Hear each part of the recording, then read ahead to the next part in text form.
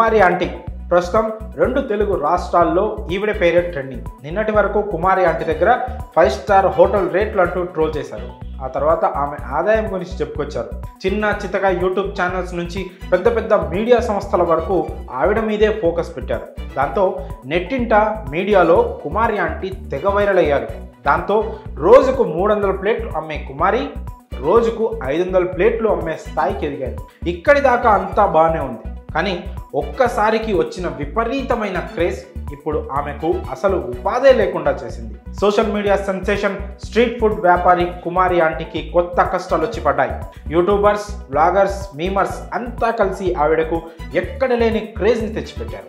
ఆవిడ మొదటి నుంచి మొత్తుకుంటూనే ఉంది, మన వల్ల ట్రాఫిక్కి ఇబ్బంది రాకూడదు, కాస్త జాగ్రత్తగా ఉండాలి, మీ వల్ల నా వ్యాపారం పెరిగిందంటూ అందరికీ కృతజ్ఞతలు కూడా చెప్పింది. కానీ ఇప్పుడు ఆ క్రేజే ఆమెకు అసలు ఉపాధే లేకుండా చేసింది. ఎప్పటిలాగానే మంగళవారం కూడా ఫుడ్ అమ్మేందుకు తన ట్రక్కులో అన్ని ఐటమ్స్ తీసుకొని ఐటీసీ హోటల్ రోడ్లోకి వచ్చింది కుమారి ఆంటీ. ఆమె ఫుడ్ ట్రక్ని ట్రాఫిక్ పోలీసులు అడ్డగించారు. ఆమె అక్కడ వ్యాపారం చేసేందుకు వీల్లేదంటూ గట్టిగా చెప్పారు.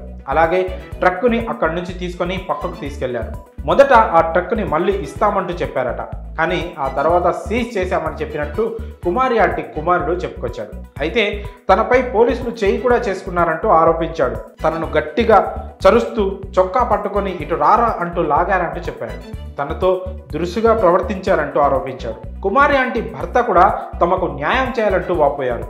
బండిలో ₹1,00,000 విలువ చేసే సరుకుందని దానిని పోలీసులు సీజ్ చేశారని చెప్పారు. బండిని ఇస్తామంటూ తీసుకెళ్లి ఇప్పుడు తాళాలు లాగేసుకుని సీజ్ చేశామని చెప్పారంటూ ఆవేదన వ్యక్తం చేశారు. కుమారి ఆంటీ కూడా మాట్లాడుతూ ఎమోషనల్ అయ్యారు. తాను కేవలం రోజులో 2 గంటలు మాత్రమే అక్కడ వ్యాపారం చేస్తానంటూ చెప్పుకొచ్చారు.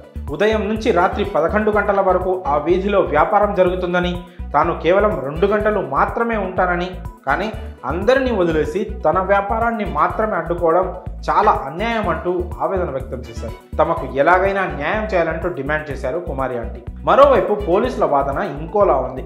ఇప్పటికిప్పుడు తీసుకున్న యాక్షన్ కాదంటూ పోలీసులు చెప్తున్నారు. ట్రాఫిక్కి ఇబ్బంది కలుగుతుందని ఎప్పటి నుంచో తాము వారికి చెప్తున్నామంటున్నారు. మరి కుమారి ఆంటీ ఫుడ్ ట్రక్ని సీజ్ చేయడంపై మీ అభిప్రాయాన్ని కామెంట్స్ రూపంలో తెలియజేయండి.